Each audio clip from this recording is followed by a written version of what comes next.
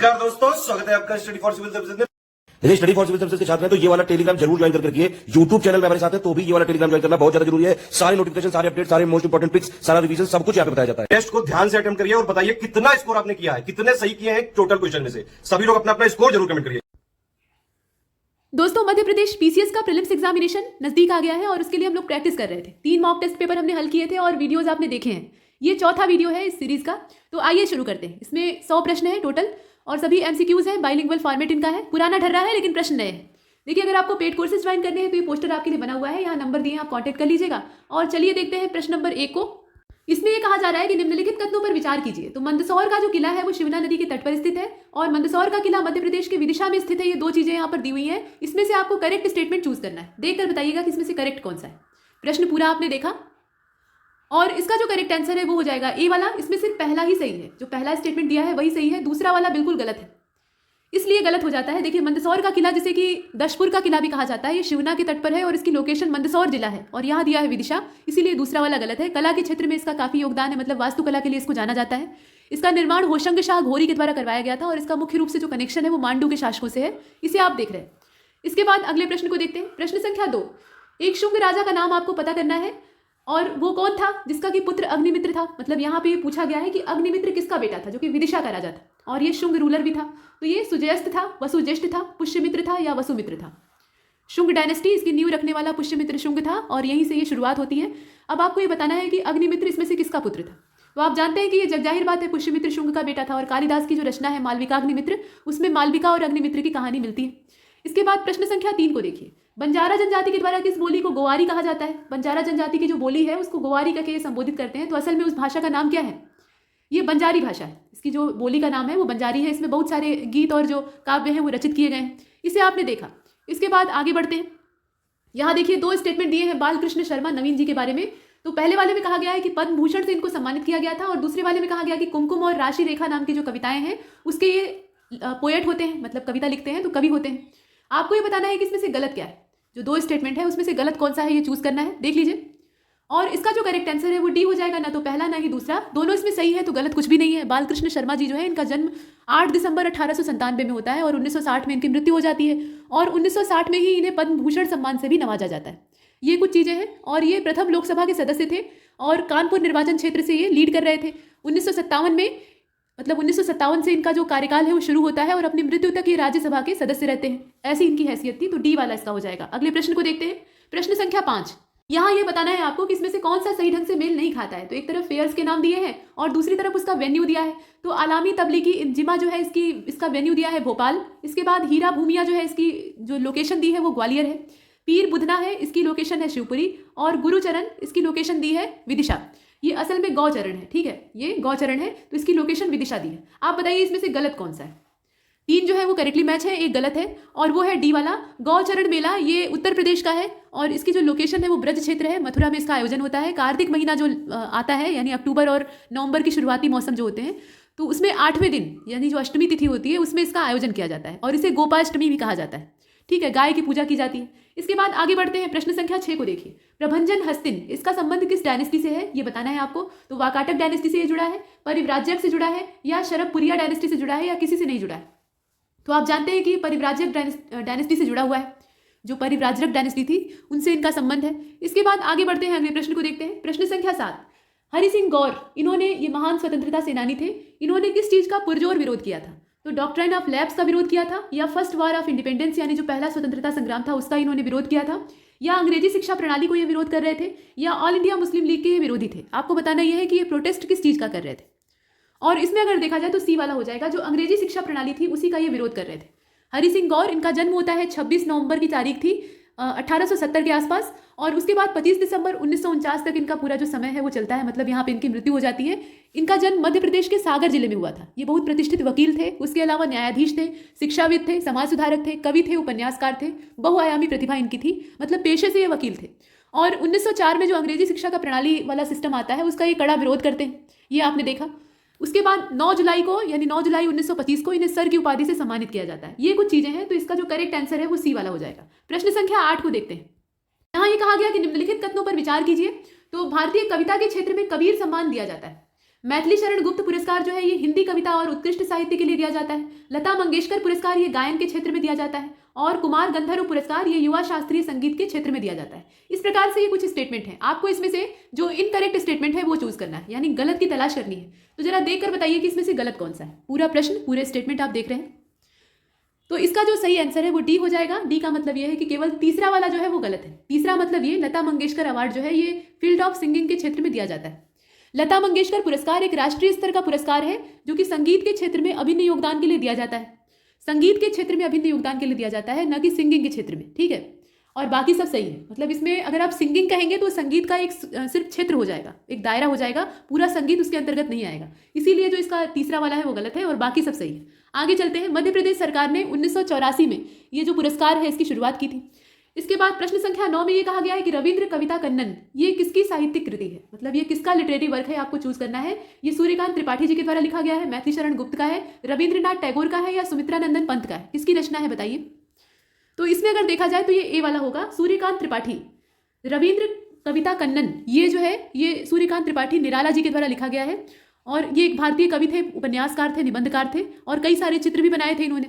ये एक निबंध है, असल में इसका जो स्वरूप है वो कैसा है, निबंध का है। इसके बाद अगले प्रश्न को देखते हैं। प्रश्न संख्या 10, कंदरिया महादेव टेम्पल के बारे में यहाँ 2 स्टेटमेंट दिए हैं, उसमें से आपको जो इनकरेक्ट है वो चूज करना है। तो देखिए इसमें दिया है कंदरिया महादेव मंदिर ये मध्य प्रदेश के छतरपुर जिले में स्थित है और कंदरिया महादेव मंदिर विद्याधर के शासनकाल के दौरान बनवाया गया था, ये दिया हुआ है। आपको ये बताना है कि इसमें से गलत कौन सा है। कंदरिया महादेव टेम्पल के बारे में इनकरेक्ट स्टेटमेंट कौन सा है। तो आप जानते हैं कि दोनों सही है, नाइदर 1 एंड नॉट 2, मतलब दोनों ही जो है यहाँ पे सही है, तो कोई भी गलत नहीं है। इसे हमने देखा। कंदरिया महादेव टेम्पल ये मध्य प्रदेश का जो छतरपुर जिला है वहां पर स्थित है और इसे महमूद गजनी पर जीत के उपलक्ष्य में, मतलब महमूद गजनवी जो था उस पर जीत के उपलक्ष्य में विद्याधारा के शासनकाल में बनवाया गया था और इस मंदिर को सबसे बड़ा और सबसे विकसित मंदिर माना जाता है और अधिकांश जो पौराणिक कथाएं हैं उनमें जो शिक्षाएं हैं उसके तौर पे ये प्रसिद्ध है। तो ये कुछ चीजें इसके बारे में दिखाई देती हैं। फिलहाल इसका डी वाला होगा।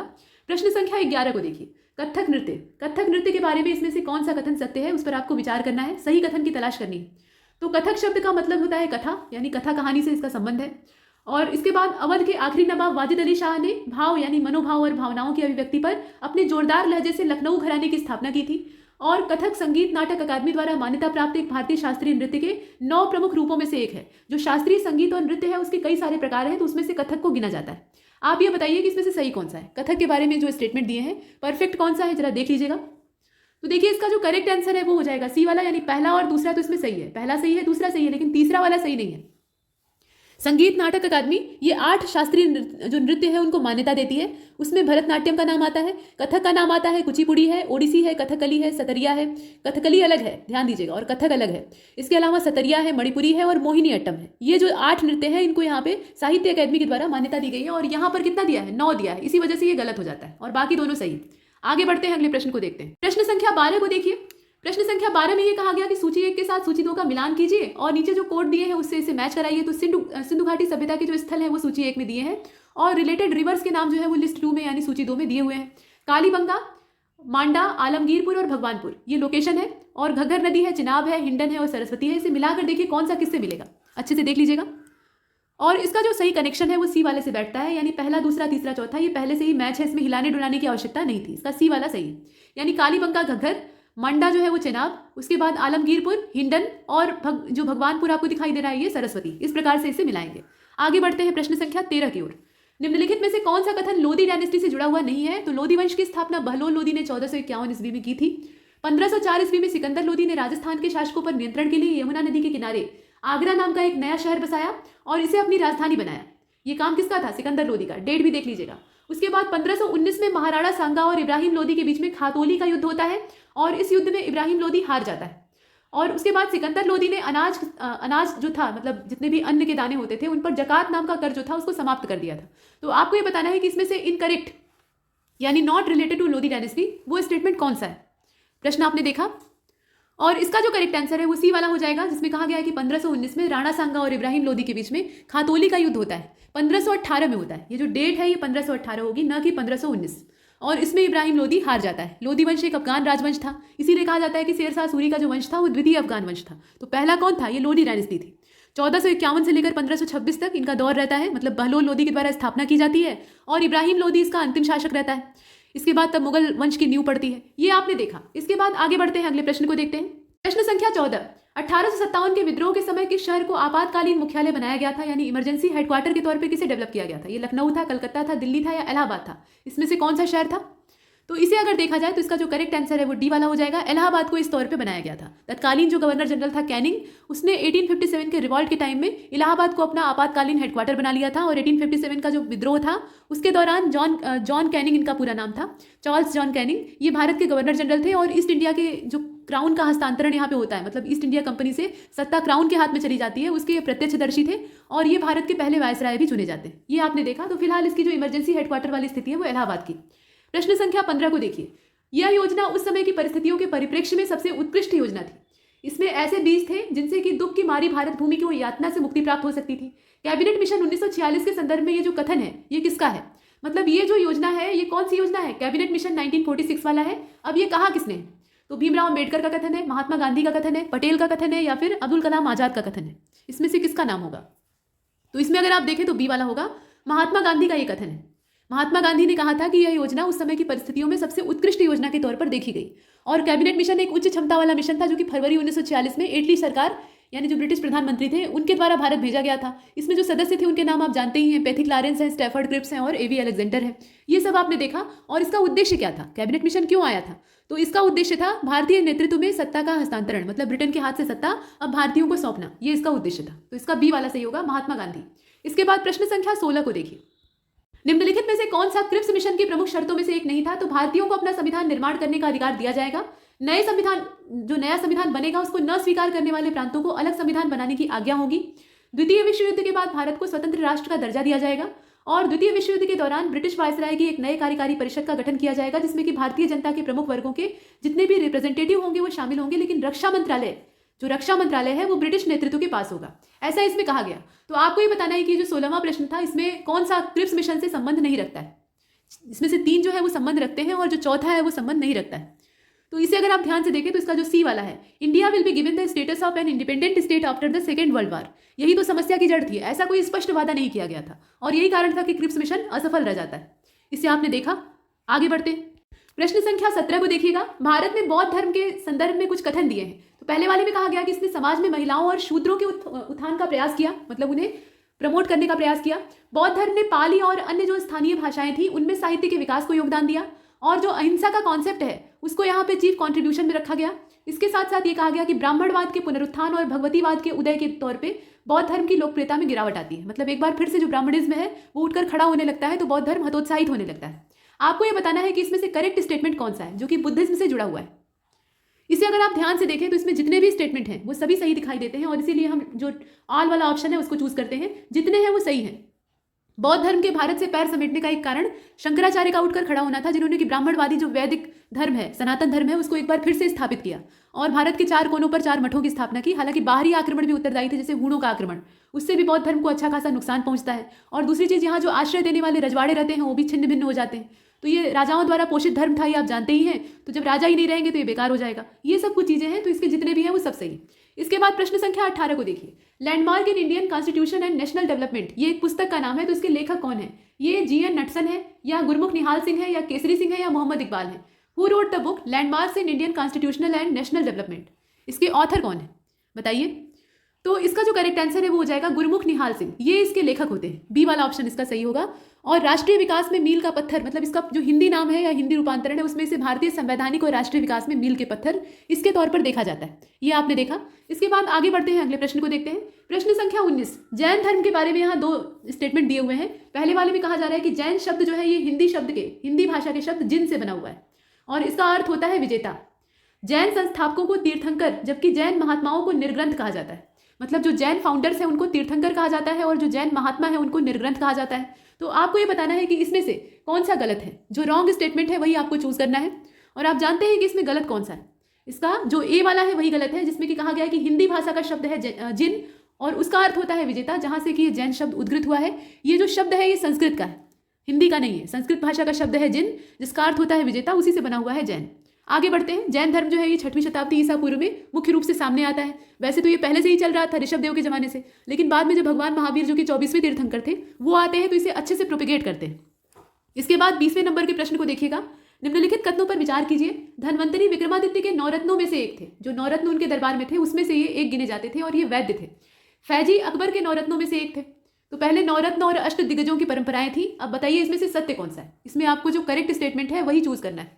प्रश्न पूरा आपने देखा और इसका जो करेक्ट आंसर है वो हो जाएगा सी वाला। सी का मतलब ये है कि दोनों सही है। मतलब फैजी जो थे वो अकबर के दरबार में जो नौरत्न थे उसमें से एक थे और जो धन्वंतरी आप देख रहे हैं इसके अलावा बहुत बड़े बड़े प्रकांड और डाइवर्सिटी वाले विद्वान, अलग अलग क्षेत्रों के निष्णात जानकार ये विक्रमादित्य के दरबार में पाए जाते थे।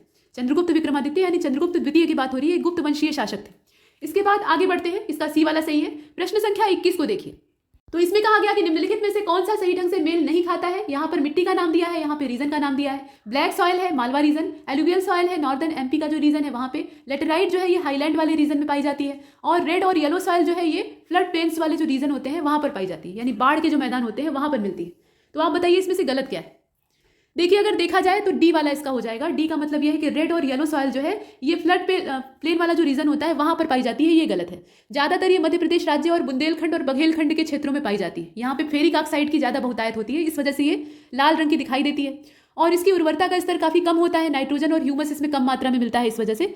और इसमें जो खेती होती है उसमें देखा जाए तो चावल ज्यादातर उगाया जाता है और ये मिट्टी राज्य में लगभग 36% जो हिस्सा है या 36.5% उसको कवर करती है। ये कुछ चीज़ें हैं। अगर क्षेत्र के हिसाब से देखें तो यहाँ बालाघाट का नाम आता है, शहडोल है, सीधी है, कटनी है, उमरिया है। इन क्षेत्रों में इस प्रकार की मिट्टी मिलती है। इसे हमने देखा। अब इसके बाद आगे बढ़ते हैं, अगले प्रश्न को देखते हैं। प्रश्न संख्या 22।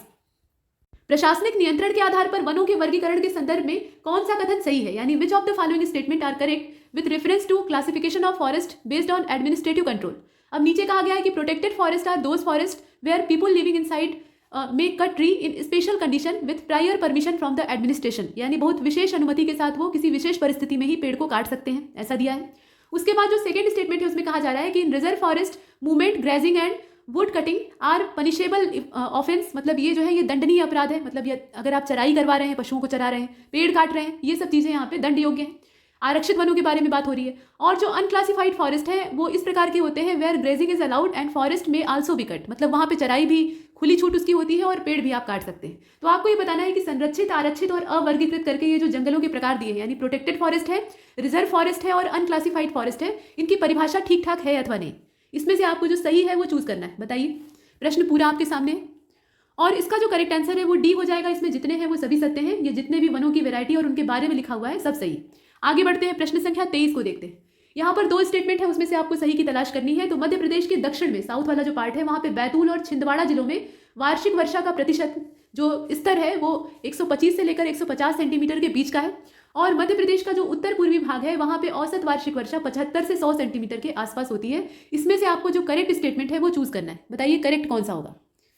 देखिए इसका जो करेक्ट स्टेटमेंट है वो सी वाला हो जाएगा। सी का मतलब ये है कि दोनों सही है, दोनों यहाँ पे परफेक्ट है। मध्य प्रदेश में दक्षिण और दक्षिण पूर्वी जो इलाका है इसमें बैतूल है, बालाघाट, छिंदवाड़ा और अनूपपुर, यहाँ जो औसत वार्षिक वर्षा है वो 125 से लेकर 150 के बीच में होती है। ये सेंटीमीटर में आंकड़ा है जिसे कि आप यहाँ पर देख रहे हैं। और जो पूर्वी भाग है वहाँ पे औसत वार्षिक वर्षा का जो स्तर है वो 75 से लेकर 100 सेंटीमीटर के आसपास का है।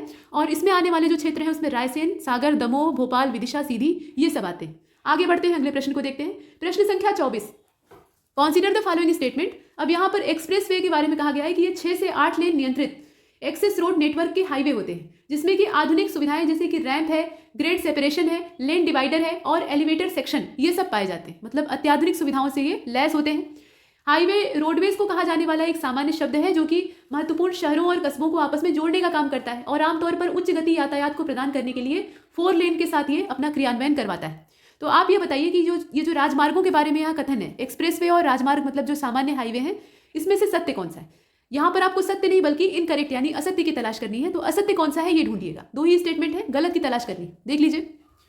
और इसका जो करेक्ट स्टेटमेंट है वो हो जाएगा डी वाला। इसमें से कोई भी जो है वो इनकरेक्ट नहीं है, दोनों सही है। जो एक्सप्रेसवे के बारे में इंफॉर्मेशन है वो भी सही है और हाईवे के बारे में जो टर्म दिया है वो भी परफेक्ट है। तो हम डी का चुनाव करते हैं। इसके बाद 25 को देखिए। इसमें देख लीजिए, सौर रसोई पर काम करने वाला, मतलब जो सोलर किचन होता है उस पर काम करने वाला फर्स्ट विलेज ऑफ इंडिया कौन है। मतलब इस प्रकार का ऑपरेशन किस विलेज ने किया है। ये बांचा है, चिंचोली है, भीमपुर है या अथनेर है। ये गाँवों के नाम दिए हैं, इसमें से कौन सा गाँव होगा जो कि भारत में पहला है।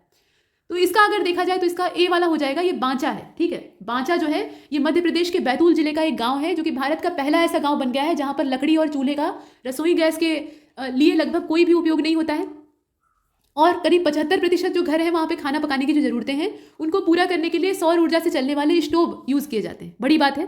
तो पेड़ नहीं काटे जाएंगे, लकड़ी नहीं चाहिए तो पेड़ नहीं कटेंगे, और रसोई गैस वाला जो खपत है वो भी कम हो जाएगा। तो ये प्रशंसनीय है, बाँचा ये होगा। इसके बाद आगे बढ़ते हैं। प्रश्न संख्या 26 को देखिए। बुंदेलखंड के पठार से संबंधित इसमें से कौन सा सही कथन नहीं है? जो गलत है उसकी तलाश आपको करनी है। तो पहले वाले में कहा गया कि बुंदेलखंड का पठार, इसका निर्माण आर्कियन युग में हुआ था। बुंदेलखंड का पठार विंध्य की ओर ज्यादा ऊंचा है और उत्तर की ओर इसकी ऊंचाई बढ़ने पर कम होती जाती है। इसमें रेतीली जलोढ़ यानी लेटेराइट और लाल मिट्टी का मिश्रण वाली जो मिट्टी है वो पाई जाती है, और इस पठार की सबसे ऊंची चोटी जो है वो सिद्ध बाबा है, ऐसे दिया हुआ है। तो आप बताइए कि इसमें से जो नॉट करेक्ट है वो कौन सा है? मतलब formation of Bundelkhand plateau is in of Archaean age, मतलब इसका जो उद्भव काल है वो आर्कियन काल का है। बुंदेलखंड प्लेटू जो है इसका हाईलैंड, मतलब इसकी जो हाइट है वो अगर देखी जाए तो विंध्य क्षेत्र में ज़्यादा है, और इसमें ग्रेजुअली डिक्रीजमेंट देखने के लिए मिलता है जैसे जैसे हम नॉर्थ की ओर बढ़ते हैं। तो ये कुल मिलाकर 4 स्टेटमेंट है। जो गलत है वो आपको चूज करना है। बताइए। देखिए, इसका जो करेक्ट आंसर है वो सी हो जाएगा। सी का मतलब ये है कि इसमें रेतीली जलोढ़ यानी जो सैंडी एलुवियल सॉइल है वो पाई जाती है, जिसमें कि मिक्सचर होता है लेटेराइट और रेड सॉइल का। ये वाला स्टेटमेंट सही नहीं। सही क्या है? रेतीली जलोढ़ मिट्टी जो होती है उसमें काली मिट्टी और लाल मिट्टी का मिश्रण पाया जाता है, न कि जो लेटेराइट मिट्टी है और लाल मिट्टी। तो यहाँ मिक्सचर जो दिया है वो गलत दिया है, और सब इसमें जो जानकारियां हैं वो सत्य हैं। इसे हमने देखा। बुंदेलखंड का पठार जो है एक भौगोलिक और सांस्कृतिक क्षेत्र है, ये आपने पढ़ाई है, और ये मध्य और उत्तर भारत के बीच में एक पर्वत श्रृंखला का काम करता है, और उत्तर प्रदेश और मध्य प्रदेश राज्यों के बीच में ये विभाजिका का भी काम करता है। तो ये आपने देखा, और इसका बड़ा जो हिस्सा है वो मध्य प्रदेश में पाया जाता है। फिलहाल इसका सी वाला होगा। क्वेश्चन नंबर 27, हलाली बांध परियोजना के बारे में इसमें कहा गया है कि इसमें से कौन सा जिला उससे लाभ लेता है? हलाली डैम प्रोजेक्ट जो है इससे कौन सा जिला लाभान्वित होता है? ये रायसेन है या विदिशा है या दोनों है? बताइए। तो इसका जो करेक्ट आंसर है वो सी हो जाएगा। ये दोनों ही जिले इसका फायदा लेते हैं। हलाली जलाशय ये मध्य प्रदेश का जो रायसेन जिला है वहां पर स्थित है, और हलाली नदी पर इसको बनाया गया है। अब हलाली रिवर जो है ये बेतवा की सहायिका है। पहले इसको थाल रिवर कहा जाता था, बाद में हलाली नाम रख दिया गया, और 1973 में इस प्रोजेक्ट को स्टार्ट किया गया था। 1973 इसकी डेट है, और रायसेन और विदिशा जिले इस बात से लाभान्वित होते हैं। इसके बाद क्वेश्चन नंबर 28 को देखिएगा। इंदिरा गृह ज्योति योजना, ये जो योजना है इसको लॉन्च किस स्टेट के द्वारा किया गया है? ये राजस्थान है, महाराष्ट्र है, छत्तीसगढ़ है या मध्य प्रदेश? तो आप जानते हैं कि ये राज्य कौन सा है? ये मध्य प्रदेश है। यहाँ आपने देखा, इसका जो डी वाला ऑप्शन है वो सही हो जाएगा। इंदिरा गृह ज्योति योजना, इसका उद्देश्य क्या है? तो इसका उद्देश्य है विशेष रूप से गरीब परिवार को बिजली सस्ते दामों में मुहैया कराना, और इसको 2019 का जो समय था फरवरी वाला, उस समय स्टार्ट किया जाता है, और वहीं से स्टार्ट होती है। और उस समय जो मुख्यमंत्री थे तत्कालीन कमलनाथ जी कांग्रेस के, उन्होंने कहा कि इस योजना के तहत 100 यूनिट की बिजली का उपयोग करने पर उपभोक्ता को सिर्फ जो 100 रुपये बिजली का बिल है वो देना पड़ेगा। सीधा सीधा आंकड़ा था। इसके बाद next question number 29, Sanjay Gandhi राष्ट्रीय उद्यान के बारे में यहाँ 2 स्टेटमेंट है। तो आपको ये बताना है कि कुछ जो स्टेटमेंट दिए हुए हैं इसमें से सही कौन सा है। जो करेक्ट स्टेटमेंट है वो आपको चूज करना है। तो पहले वाले में कहा गया कि कुछ 160 रॉक कट गुफाओं के पुरातत्व परिसर को लोकप्रिय रूप से कन्हेरी की गुफाओं के रूप में जाना जाता है, और यह इस राष्ट्रीय उद्यान के बगल में स्थित है, मतलब इसकी पड़ोसी है। कन्हेरी की गुफाएं इसके पास में है, और राष्ट्रीय उद्यान में विहार झील और तुलसी झील नाम की 2 लेक्स भी हैं। तो आप बताइए कि जो संजय गांधी नेशनल पार्क है इसके बारे में सही कौन सा है? देखिए, इसका जो करेक्ट आंसर है वो हो जाएगा बी वाला। बी का मतलब यह है कि दूसरा वाला तो सही है, जिसमें कि लेक्स के बारे में कहा गया है, तुलसी लेक और विहार लेक, लेकिन पहला वाला इसमें गलत है। राष्ट्रीय उद्यान जो है इसको केंद्र में कन्हेरी गुफाएं, मतलब ये जो पूरा संजय गांधी नेशनल पार्क है इसके पास में नहीं, इसके सेंटर पॉइंट पे जो कन्हेरी की गुफाएं हैं ये पाई जाती हैं। उसमें 9वीं और 1वीं शताब्दी यानी पहली शताब्दी इस समय के चित्र प्राप्त होते हैं या इस समय के साक्ष्य प्राप्त होते हैं, और पार्क में जो झीलें हैं वो आपने देखा ही। इसके बाद आगे चलते हैं। इसका जो सिर्फ दूसरा वाला है वही सही है। प्रश्न संख्या 30 को देखिए। यहाँ पर गलत मैच कौन सा है? तो केन घड़ियाल अभ्यारण्य छतरपुर में है, चंबल घड़ियाल अभ्यारण्य जो है ये ग्वालियर में है, रातापानी अभ्यारण्य ये रायसेन में है, और नौरादेही जो है ये सागर में है। मतलब यहाँ पर बात हो रही है घड़ियाल सेंचुरी की। तो आप देख लीजिए कौन सा कहाँ पर लोकेशन, और इसका जो करेक्ट आंसर है वो बी वाला हो जाएगा। बी का मतलब यह है कि ये नॉट करेक्टली या इनकरेक्टली मैच है। चंबल घड़ियाल सेंचुरी, इसकी जो लोकेशन दिया है वो ग्वालियर दे दिया है, जबकि ये अगर देखा जाए तो इसका क्षेत्र मुरैना में पड़ता है, मतलब ये पूरा मध्य प्रदेश के मुरैना में आता है, और ये अपनी तरह का एकमात्र अभ्यारण्य है जैसे कि हमने देखा। इसके बाद आगे चलते हैं, जैसे कि गंगा नदी में डॉल्फिन, मगरमच्छ, घड़ियाल, मीठे पानी के कछुए, ओटर्स, और इसके अलावा ओटर्स मतलब उदबिलाव की बात हो रही है, और मछलियों की अलग अलग प्रजातियां पाई जाती हैं। वैसे ही चंबल में भी पाया जाता है। इसके बाद नेक्स्ट प्रश्न संख्या 31 को देखिए। तीजन बाई के बारे में यहाँ पर दिया हुआ है कि इनसे संबंधित कौन सा लोकगीत है? आल्हा है, बिरहा है, पंडवानी है, या इसमें से कोई नहीं है? तीजन बाई का संबंध किस फोल्क सॉन्ग से है देख लीजिए, और इसका जो करेक्ट आंसर है वो हो जाएगा पंडवानी। पंडवानी से इनका संबंध है। इनका जन्म 8 अगस्त 1956 को होता है। पंडवानी की ये प्रतिपादिका मानी जाती है, और छत्तीसगढ़ राज्य के पारधी अनुसूचित जनजाति से ये संबंध रखती है। ठीक है, और इन्हें पद्मश्री, पद्म भूषण इस प्रकार के जो सम्मान है, और पद्म विभूषण भी दिया गया है। इसके अलावा राष्ट्रीय जो संगीत अकादमी है उसके द्वारा जो पुरस्कार है वो भी प्रदान किया गया है। ये सब कुछ चीजें। आगे बढ़ते हैं। प्रश्न संख्या 32, भीमा नायक एक भारतीय क्रांतिकारी थे जिन्होंने कि आजादी से पहले युद्ध में अंग्रेजों के खिलाफ लड़ाई लड़ी थी, और भीमा को ब्रिटिश सरकार ने दोषी ठहराया तो उन्हें कहाँ पर बंदी बनाकर रखा गया, मतलब उन्हें कैद करके कहाँ पर रखा गया था? तो ये पोर्ट ब्लेयर और निकोबार वाला क्षेत्र था। पोर्ट ब्लेयर और कार निकोबार था, निकोबार और लिटिल अंडमान था, पोर्ट ब्लेयर और लिटिल अंडमान था। काला पानी की जो सजा होती थी वो कहाँ पर होती थी, ये पूछा गया है। तो अगर देखा जाए इसे तो इसका जो ए वाला है वही सही होगा, पोर्ट ब्लेयर और निकोबार, यहाँ पे इन्हें बंदी बनाकर रखा गया था। इसे आपने देखा। भीमा नायक एक भारतीय क्रांतिकारी थे जिन्होंने कि आज़ादी से पहले का जो युद्ध था यानी 1857 वाला, जो पहला स्वतंत्रता संग्राम कहा जाता है, उसमें अंग्रेजों के खिलाफ लड़ाई लड़ी थी और बाद में इन्हें पोर्ट ब्लेयर और निकोबार वाला जो क्षेत्र है वहाँ पे बंदी बनाकर रखा गया था। मतलब अंग्रेजों का ऐसा मानना था कि वहाँ से भागा नहीं जा सकता। और इसके बाद अगर देखा जाए तो भीमा नायक जो है ये 29 दिसंबर 1876 को पोर्ट ब्लेयर में ही फांसी के शिकार हो जाते हैं, मतलब इन्हें फांसी दे दी जाती है और इन्हें निमाड़ का रॉबिन हुड कहा जाता था। तो ये आपने कुछ देखा। इसके बाद आगे बढ़ते हैं, इसका ये वाला सही है। क्वेश्चन नंबर 33 को देखिए, इसमें से कौन सा सही है वो आपको तलाशना है। तो राज्य में सबसे लंबे कार्यकाल वाले राज्यपाल ये श्री विनायक पाटस्कर हैं, श्री हरि विनायक पाटस्कर हैं, ये इनका पूरा नाम है। इसके बाद मध्य प्रदेश के जो पहले लोकायुक्त थे उनका नाम पीवी दीक्षित था। मध्य प्रदेश के पहले अटॉर्नी जनरल का नाम एम अधिकारी था और मध्य प्रदेश के पहले चुनाव आयुक्त का नाम एनवी लोहानी था। ये आपने देखा। तो पहले वाले इसमें दिए हुए हैं, सबसे पहले कौन से हैं इसे आप देख रहे हैं और इसका जो करेक्ट आंसर है वो इसमें से कौन सा होगा, देखकर बताइए।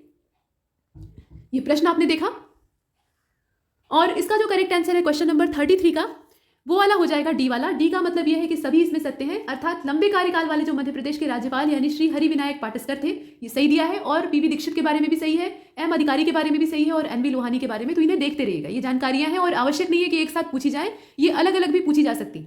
इसके बाद अगले प्रश्न को देखते हैं 34।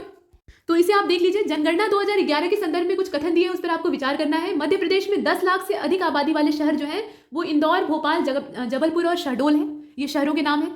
उसके बाद 1 लाख से ज्यादा आबादी वाले जो शहर हैं उनकी संख्या 33 है, मध्य प्रदेश में 33 है। आपको ये बताना है कि इसमें से इनकरेक्ट कौन सा है, जो गलत है उसकी तलाश आपको करनी है। प्रश्न और विकल्प साफ साफ दिखाई दे रहे हैं।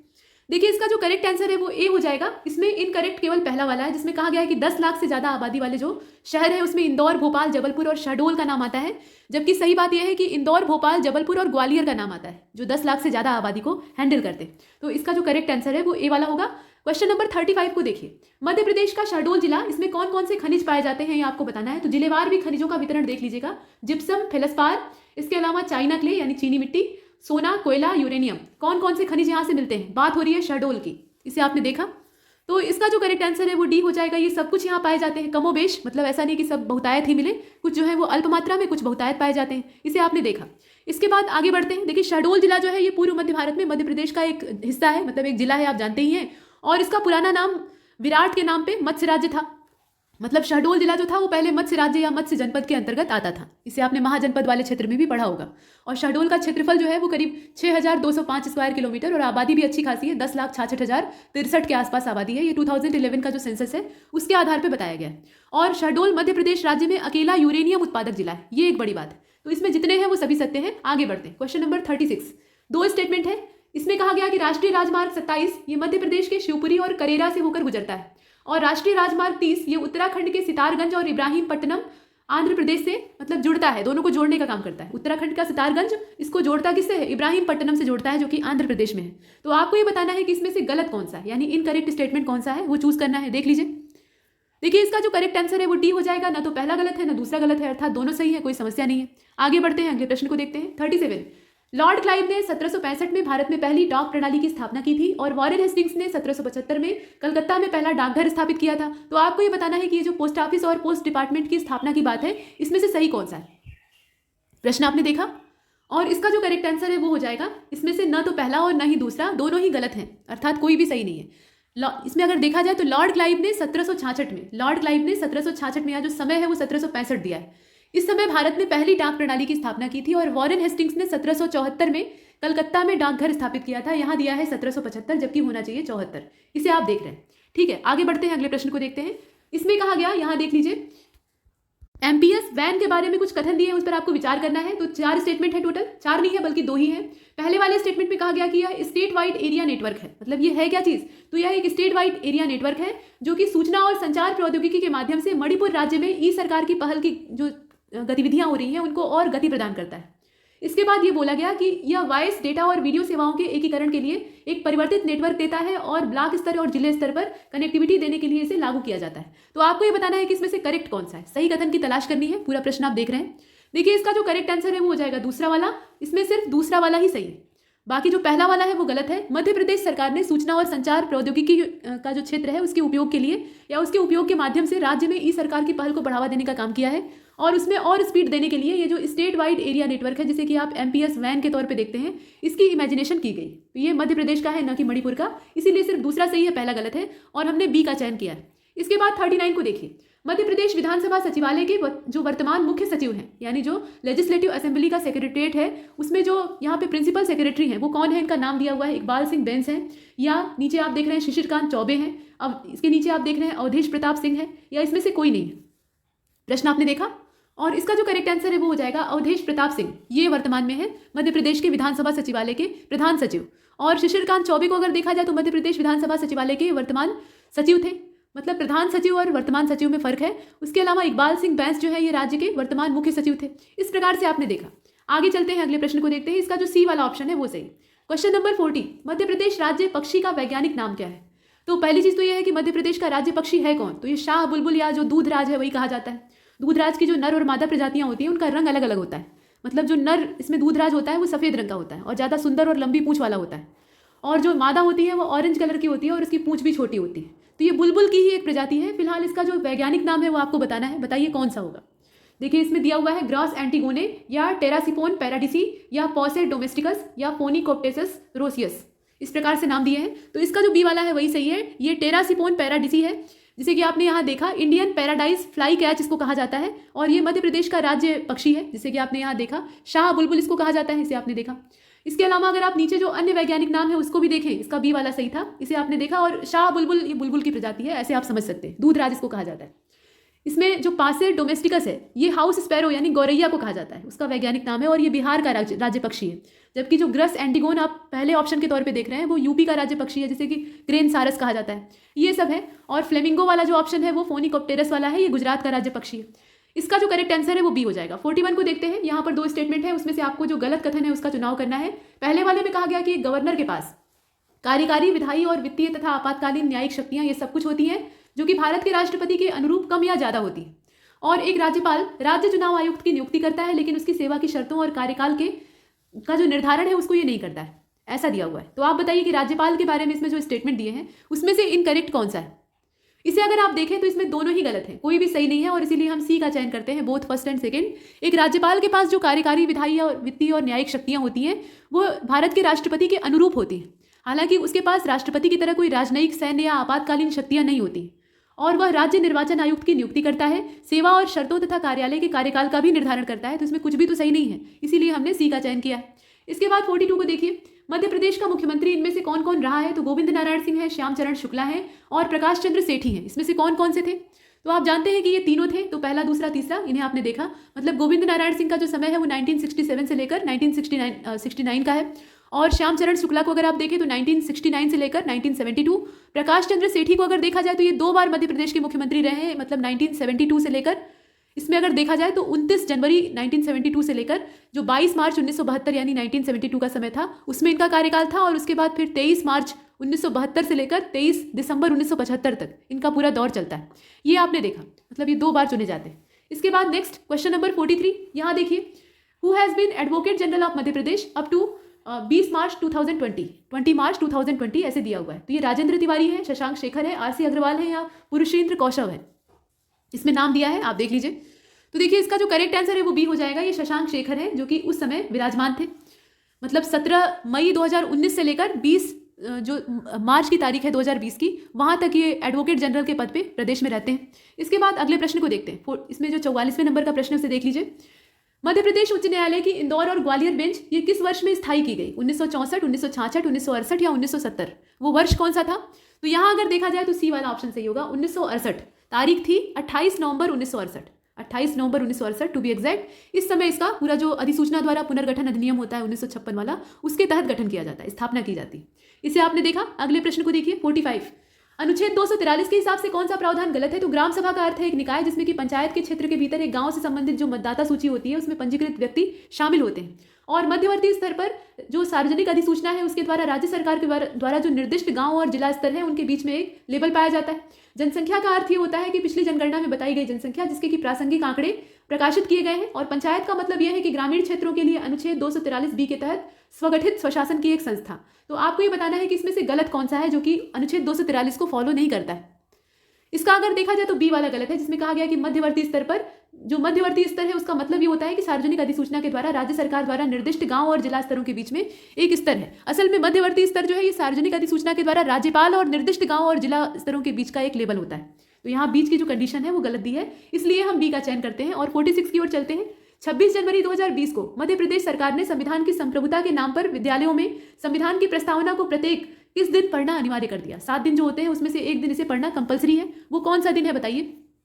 तो इसका जो करेक्ट आंसर है वो डी हो जाएगा, शनिवार को। शनिवार को इसे पढ़ना अनिवार्य कर दिया गया, मतलब शनिवार को बच्चों को पढ़ाया जाएगा। हम भारत के लोग भारत को एक इस प्रकार से। इसके बाद आगे बढ़ते हैं, 47 को देखते हैं। मध्य प्रदेश में औपचारिक रूप से कितने जो अनुमोदित विशेष आर्थिक क्षेत्र हैं वो शामिल है, मतलब सेज की बात हो रही है। जो स्पेशल इकोनॉमिक जोन होते हैं ये 12 है, 6 है, 5 है या 9 है, बताइए। तो इसमें अगर देखा जाए तो इसका ए वाला सही होगा, यानी 12 है टोटल। यहाँ पे संख्या इनकी कितनी है? 12 है। इसे हमने देखा। इसके बाद नेक्स्ट अगले प्रश्न को देखते हैं। स्वच्छ सर्वेक्षण 2020, इसके हिसाब से 10 लाख से अधिक आबादी वाले शहरों में जो राष्ट्रीय रैंकिंग की गई है उसमें इंदौर ने अपने पहले स्थान को बरकरार रखा है। ये बहुत ही अच्छी बात है। और कितने अंक के साथ बरकरार रखा है ये आपको देखना है। तो 6000 अंकों का पूरा टोटल होता है कि 7000 का होता है, ये भी आपको पता होना चाहिए। और उसमें से इंदौर को कितने मिले हैं ये देखना है। तो इसमें देख लीजिए कौन सा ऑप्शन सही होगा। देखिए इसका जो करेक्ट आंसर है वो ए वाला हो जाएगा, यानी 6000 में से उसे मिले हैं 5647.56 अंक। जो स्वच्छ सर्वेक्षण 2020 था उसमें 10 लाख से अधिक आबादी वाले जो शहर थे उसमें इंदौर ने 6000 में से इतनी रैंकिंग प्राप्त की है। और लगातार चौथी बार लगातार ये अपने पहले स्थान पर रहा है। और इंदौर भारत का पहला डस्टबिन मुक्त शहर है, मतलब जब कूड़ा कचरा ही नहीं होगा तो डस्टबिन की क्या आवश्यकता है। इसके बाद अगला देखते हैं 49।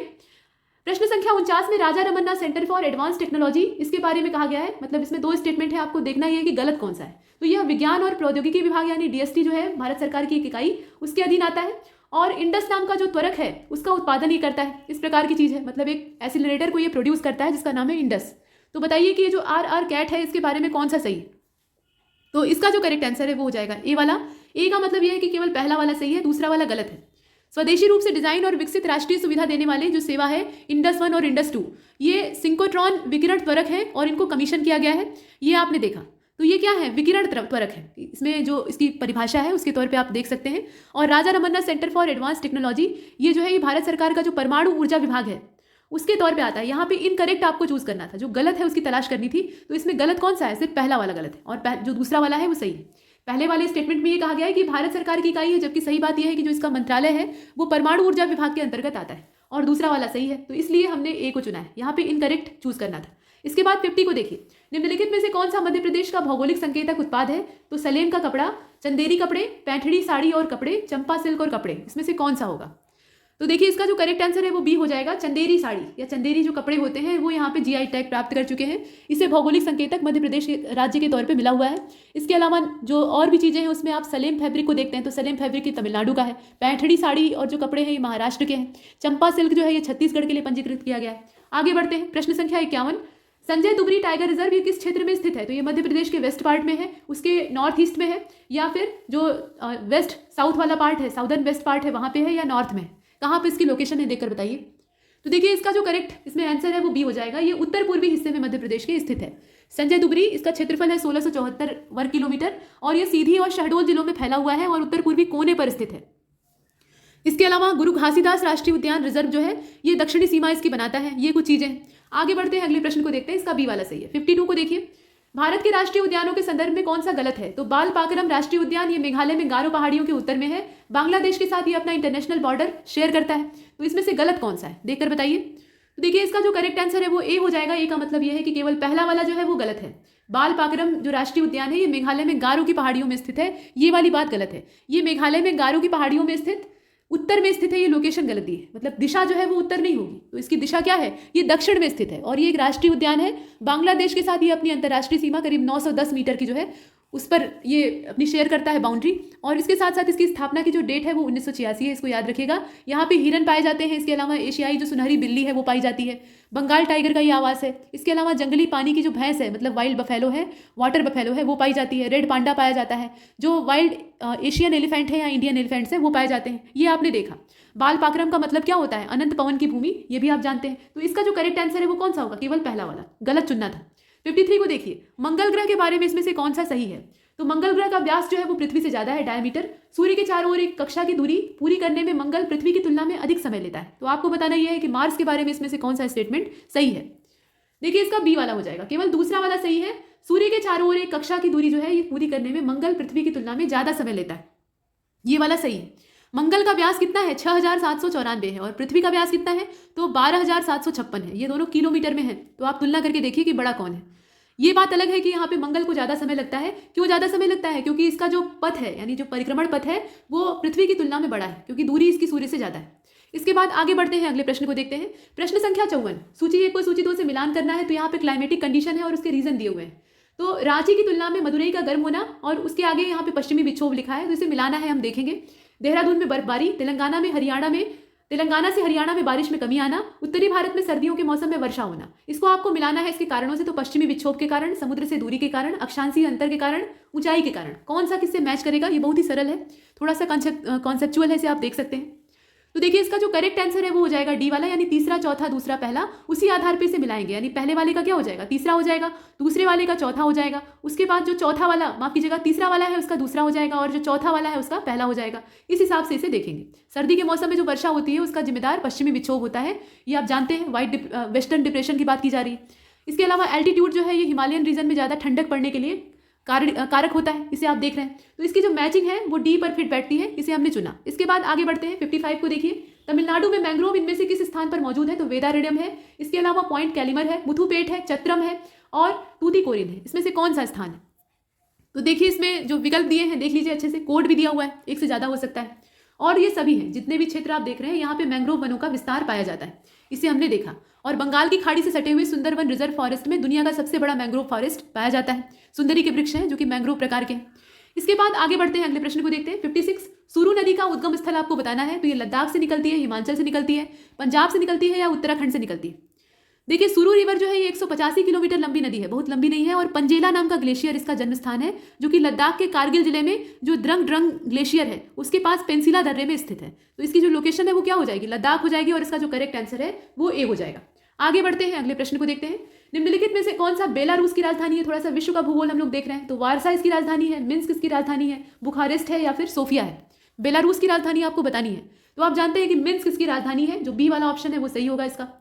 ये बेलारूस की राजधानी है। और बेलारूस गणराज्य ये पूर्वी यूरोप में है, एक लैंड लॉक कंट्री है, ये आप मैप में देख सकते हैं। रूस के द्वारा पूर्व, उत्तर पूर्व में और दक्षिण में अगर देखा जाए तो यूक्रेन से, पश्चिम में पोलैंड से, और उत्तर पश्चिम वाले क्षेत्र में लिथुआनिया और लाटविया से ये घिरा हुआ है। इस प्रकार से इसकी लोकेशन है। और वारसा जो आप देख रहे हैं ये पोलैंड की राजधानी है, बुखारेस्ट रोमानिया की राजधानी है, और सोफिया जो है ये बुल्गारिया की राजधानी है। आगे बढ़ते हैं, क्वेश्चन नंबर 58, कलिंगारायणम, यह जो नहर है ये किस स्थान पर स्थित है, मतलब ये कैनाल की सिचुएशन आपको बतानी है। तो मदुरै तमिलनाडु, इरोड तमिलनाडु, चेन्नई तमिलनाडु या फिर इसमें से कोई नहीं। तमिलनाडु सेम है लेकिन स्थान का नाम भिन्न भिन्न है, उसमें से आपको सेलेक्ट करना है। तो इसका जो करेक्ट आंसर है वो बी हो जाएगा। इसमें अगर आप ध्यान से देखिए तो जो इरोड जिला है वहां पर इसकी लोकेशन है, और इसका नाम है ममनार कलिंगनारायण, और ये करीब 90.5 किलोमीटर लंबी सिंचाई वाली नहर है। इसे आपने देखा। यह नहर जो है ये कावेरी की जो दो मुख्य सहायिकाएं हैं, जिसमें कि भवानी और नोयाल नदियां आती हैं, उनको जोड़ने का काम करती है।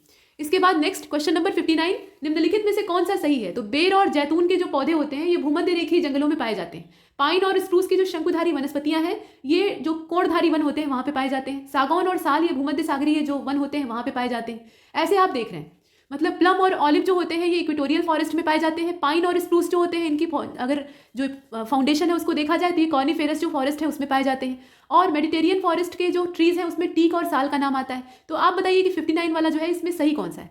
प्रश्न आपने देखा। देखिए इसका जो करेक्ट आंसर है वो सी हो जाएगा। सिर्फ दूसरा वाला सही है जिसमें पाइन और स्प्रूस के बारे में कहा है कि ये जो कॉर्निफेरस फॉरेस्ट होते हैं यानी कोणधारी वन होते हैं उनका हिस्सा होते हैं। बाकी दोनों गलत है। बेर और जैतून जो होते हैं ये भूमध्य सागरीय जो जंगल होते हैं उसमें पाए जाते हैं, और फलों की तादाद यहाँ ज़्यादा होती है। जबकि जो सागौन और साल है ये भूमध्य रेखीय जो क्षेत्र होते हैं जहाँ वर्षा की बहुतायत होती है वहाँ पर पाए जाते हैं। इसके अलावा मानसूनी जो पतझड़ी वन होते हैं वहाँ भी मिलते हैं। इसे आपने देखा। तो इसका सही कौन सा है, सिर्फ दूसरा वाला।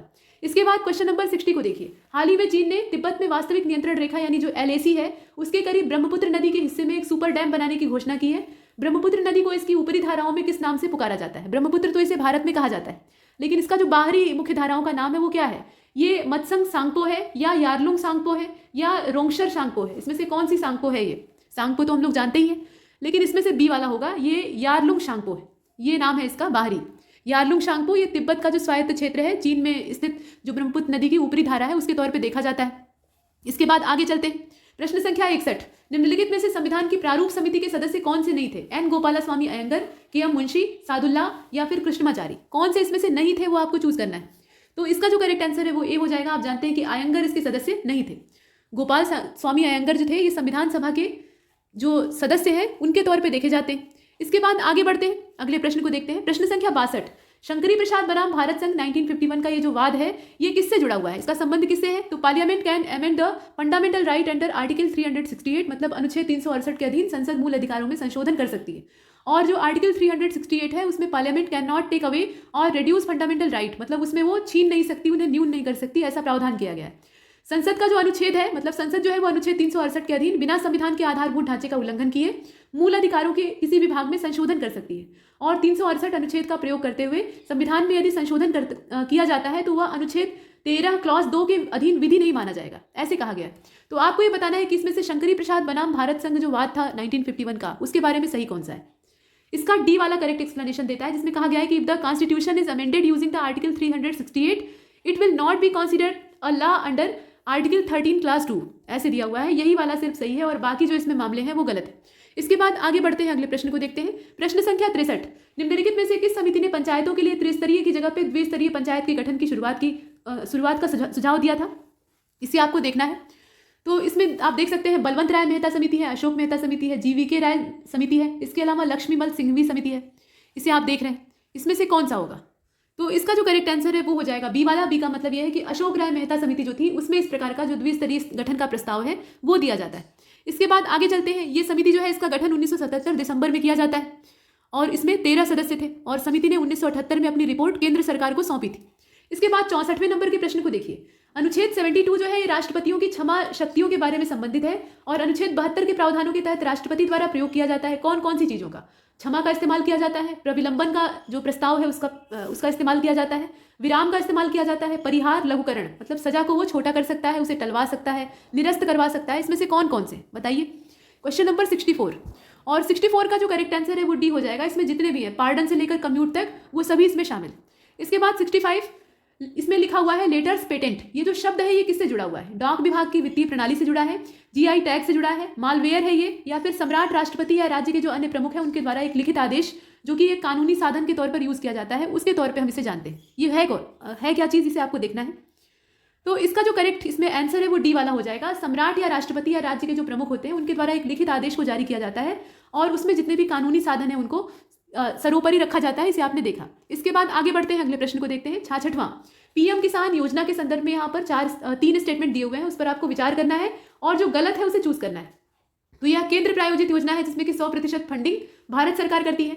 इस योजना के तहत देश भर के जो किसान परिवार हैं उन्हें 4 महीने में 2000 रुपए की जो 3 समान किस्तें हैं उसमें 6000 रुपए प्रति वर्ष की सहायता दी जाती है, ऐसा आप देख रहे हैं। उसके बाद तेलंगाना की कृषक सहायता आजीविका और आय संवर्धन यानी जो कालिया योजना है वह भी PM किसान योजना के समान ही है।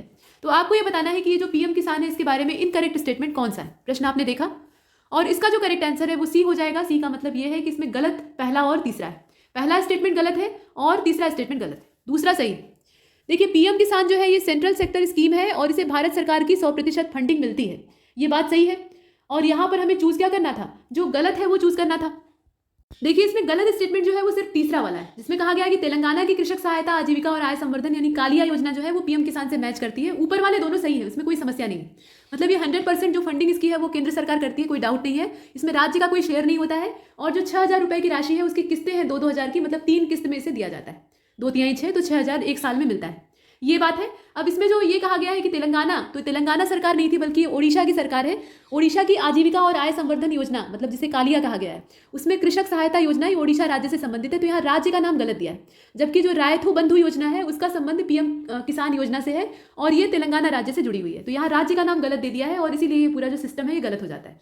ठीक है, पहला दूसरा इसमें सही है लेकिन हमें गलत चूज करना था, तो इसमें कोई भी विकल्प ऐसा नहीं दिया है, सिर्फ इसका तीसरा वाला गलत है। आगे बढ़ते हैं, क्वेश्चन नंबर 67।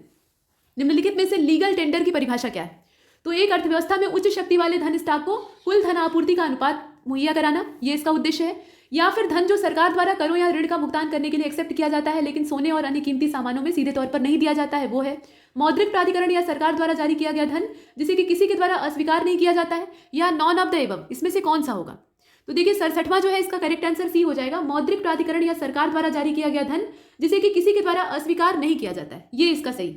और ये दो प्रकार का होता है, एक तो लिमिटेड लीगल टेंडर होता है, मतलब लिमिटेड लीगल टेंडर मनी, और दूसरा अनलिमिटेड वाला होता है। इसके बाद अगले प्रश्न को देखते हैं, क्वेश्चन नंबर 68। यहाँ पर जीडीपी के बारे में कहा जा रहा है कि नॉमिनल जीडीपी मुद्रास्फीति के समायोजन के बिना ये किस चीज का उपयोग करते हुए देश के एक सकल घरेलू उत्पाद को मापता है, मतलब ये किस चीज का इस्तेमाल करता है? ये कांस्टेंट प्राइजेस है, मतलब स्थिर मूल्य है, एक्सपोर्ट है, इंपोर्ट है, या करंट प्राइजेस है?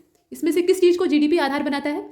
तो इसका जो करेक्ट आंसर है वो डी वाला हो जाएगा। वर्तमान मूल्य जो होते हैं, वर्तमान कीमतें जो होती हैं, उसको ये आधार बना के जो जितने भी इन्फ्लेशन की दर है या सकल घरेलू उत्पाद है उसको नापा जाता है। इसके बाद आगे बढ़ते हैं, अगले प्रश्न को देखते हैं। 69 ट्रेड बैरियर क्या है? ये सब इकोनॉमी के टर्म है, इसे आप देख रहे हैं। तो ट्रेड बैरियर असल में क्या है? करों के रूप में एक सरकार द्वारा आयात पर सभी प्रतिबंध जितने भी हैं उन्हें देखा जाता है। बैरियर का मतलब रोक होता है, तो इसलिए प्रतिबंध। करों और अभियोजन के रूप में सरकार द्वारा एक आयात पर जो प्रतिबंध लगाई जाती है वो है, या फिर अन्य दो विकल्प इसमें दिए हुए हैं। देखिए इसका जो करेक्ट आंसर है वो ए ही होगा। करों के रूप में एक सरकार द्वारा आयात पर जो प्रतिबंध लगते हैं वही चीज है, मतलब all the restriction on import by a government in the form of taxes. ये है व्यापार बाधा यानी ट्रेड बैरियर। और व्यापार बाधा की जो हानियां यहाँ पर देखने के लिए मिलती हैं उसमें आर्थिक दक्षता में कमी आती है, मतलब व्यापार में बाधा पहुंचेगी तो जो इकोनॉमिकल डेवलपमेंट है वो कम होगा। इसके बाद 70 को देखिए, यहाँ पर दो स्टेटमेंट है, उसमें से आपको सही का चुनाव करना है। तो वे संपत्तियां जो कि 12 महीने से कम या उसके बराबर की अवधि के लिए एनपीए बनी हुई हैं उन्हें सब स्टैंडर्ड एसेट कहा जाता है, और एसेट्स जो कि 12 महीने की अवधि के लिए सब स्टैंडर्ड श्रेणी में रहे हैं उन्हें संदिग्ध एसेट या जो संदिग्ध संपत्ति है वो कहा जाता है। तो आपको ये बताना है कि इसमें से सही क्या है, करेक्ट स्टेटमेंट चूज करना है। प्रश्न को अच्छे से देख लीजिए। देखिए इसका सी हो जाएगा, दोनों ही यहाँ पर सही है, कुछ भी गलत नहीं है, तो इसमें ज्यादा माथा खपाने की आवश्यकता नहीं है। अगले प्रश्न को देखते हैं। चीन में कांच के पुल से प्रेरित होकर बिहार में किस स्थान पर एक समान पुल का निर्माण किया जा रहा है? चीन में कांच का पुल बना था, ग्लास पुल, तो वैसा ही यहाँ पे बिहार में बन रहा है। कहाँ पे बन रहा है? नालंदा में, पटना में, मुजफ्फरपुर में, गोपालगंज में। तो ये जो लोकेशन है बिहार में अगर देखा जाए तो ए वाला इसका सही होगा। नालंदा में इसका निर्माण हो रहा है। बिहार में नालंदा जिले में राजगीर में जो एक समान चीन के समान पुल है उसका निर्माण किया जा रहा है।